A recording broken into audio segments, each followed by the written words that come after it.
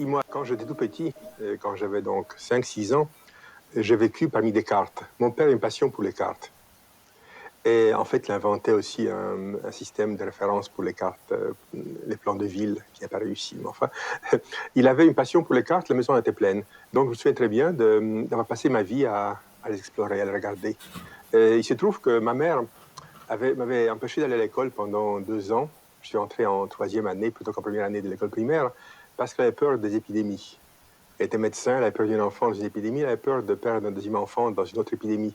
Donc, plutôt que d'aller à l'école, j'ai eu des précepteurs qui m'ont appris beaucoup de choses, mais pas les choses habituelles.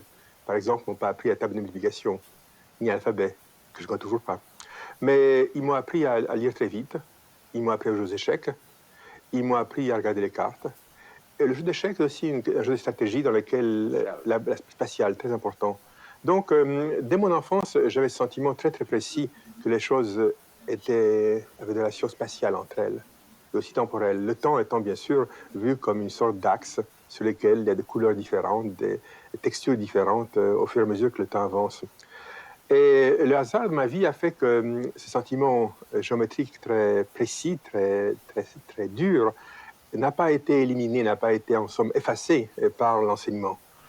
Je crois que l'enseignement secondaire et surtout supérieur, et surtout aussi en France, le maths spécial enseigne le formalisme, enseigne la manipulation.